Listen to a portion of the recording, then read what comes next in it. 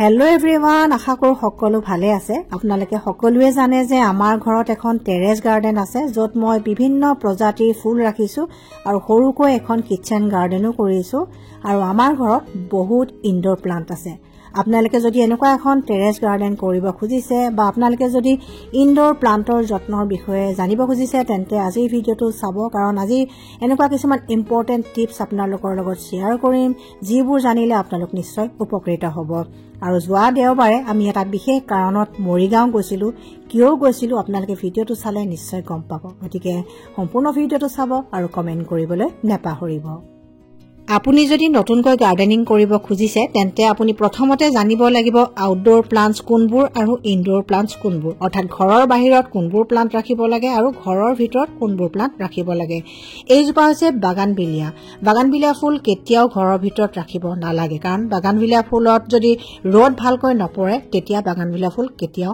নুফুলে সেই কাৰণে মই টেৰেছ গাৰ্ডেনত ৰাখিছো যাতে ধুনীয়াকৈ ফুলে বাগানবিলিয়া ফুলত মাজে মাজে কেঁচু সাৰ দিব পাৰে এমাহ বা দুমাহ মানৰ মূৰে মাষ্টাৰ্ড কেক লিকুইড ফাৰ্টিলাইজাৰ দিব পাৰে আৰু কেতিয়াবা 3 মাহ মানৰ মূৰত এচামুচকৈ বন মিল ফাৰ্টিলাইজাৰ দিব পাৰে চাহ খোৱাৰ পিছত ৰৈ যোৱা চাহপাতখিনি পেলাই নিদি ভালদৰে ধুই শুকুৱাই লৈ ৰাখি থব আৰু গোলাপৰ গুৰিত মাজে মাজে দি দিব গোলাপৰ কাৰণে চাহপাতৰ সাৰটো বহুত উপকাৰী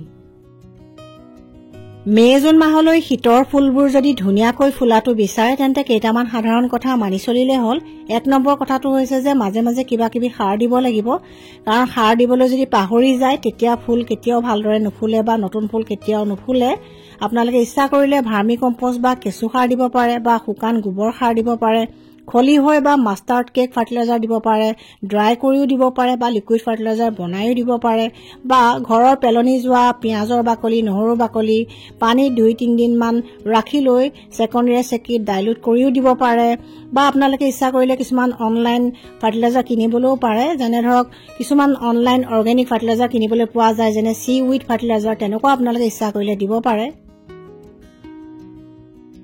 শুকাই যোৱা ফুলবোৰ পেলাই নিদি পানী তেনেকৈ ধুনীয়াকৈ সজাইও থব পাৰি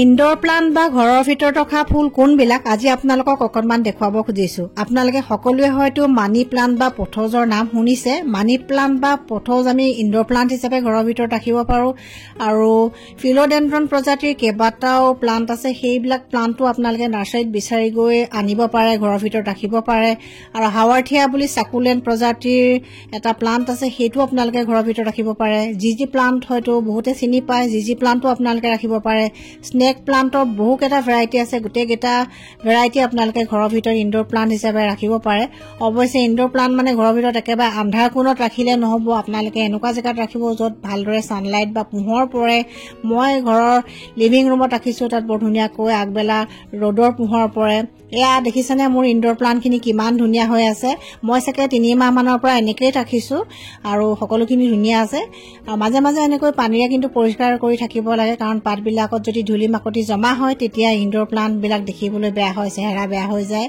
আৰু সাফা কৰাৰ পিছত মই অকণমান ৰ'দত এনেকৈ উলিয়াই দিওঁ এয়া দেখিছানে বাহিৰলৈ উলিয়াই নিছো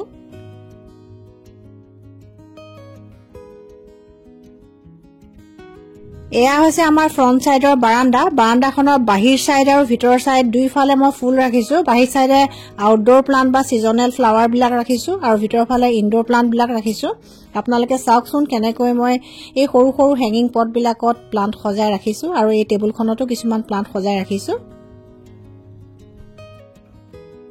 চাইনিজ এভাৰগ্ৰীন এগ্লোনিমা জিজি প্লান্ট আৰু স্নেক প্লান্ট এনেকৈ বহুকেটা ইনডোৰ প্লান্টৰ প্ৰজাতি আছে আপোনালোকক মই আকৌ নতুন ভিডিঅ'ত এইবিলাক গোটেইবিলাক সিৰিয়ালি দেখাম এবাৰ আপোনালোকে এনেকৈ চাই লওক এই প্লান্টখিনি মই এসপ্তাহ 10 দিন মানৰ মূৰে পানী ভালদৰে দি ধুই দিওঁ আৰু মাজে মাজে নিমখ পানীৰ স্প্ৰে এটা মই কৰি থাকো কাৰণ নিমখ পানী স্প্ৰে কৰিলে নেচাৰেল পেষ্টিসাইডৰ দৰে কাম কৰে অৰ্গেনিক হয় আৰু কোনো ধৰণৰ কেমিকেল ফাৰ্টিলাইজাৰ বা পেষ্টিসাইড মই ইউজ নকৰো এইবিলাক সাকুলেন্ট ভেৰাইটিৰ কিছুমান প্লান্ট হয় নামবোৰ মই পিছত আকৌ আপোনালোকক ধুনীয়াকৈ এটা ভিডিঅ' দি দিম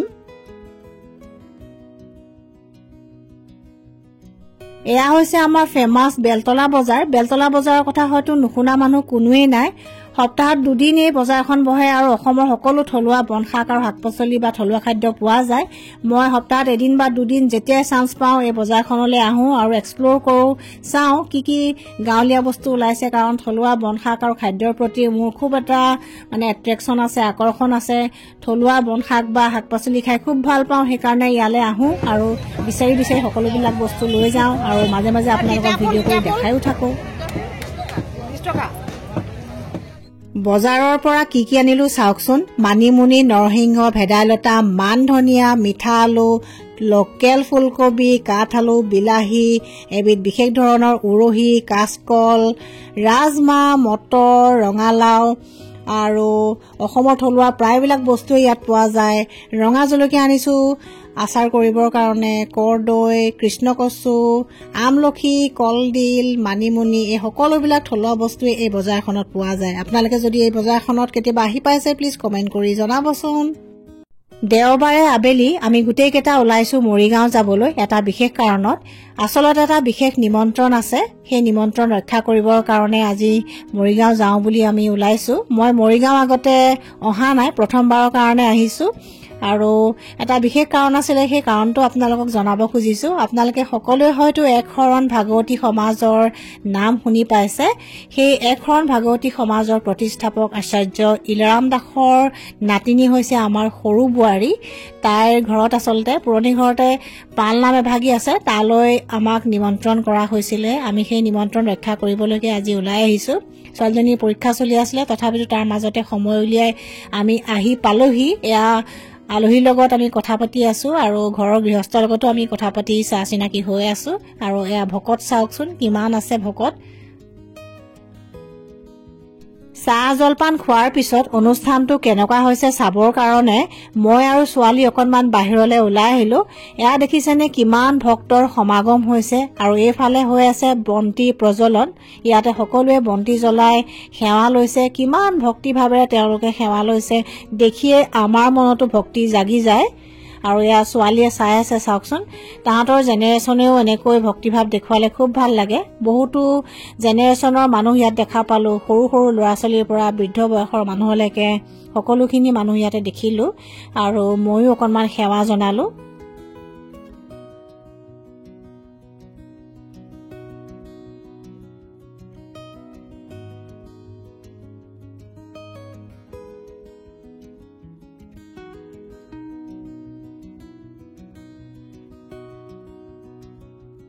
মেইন তোৰণ বা মুখ্য দুৱাৰৰ সন্মুখ ভাগতো বন্তি প্ৰজ্বলন অনুষ্ঠান চলি আছে। আচলতে ভকতসকলে বন্তি প্ৰজ্বলন কৰিছে আৰু সেৱা নিবেদন কৰিছে গুৰুৰ প্ৰতি বা ভগৱানৰ প্ৰতি।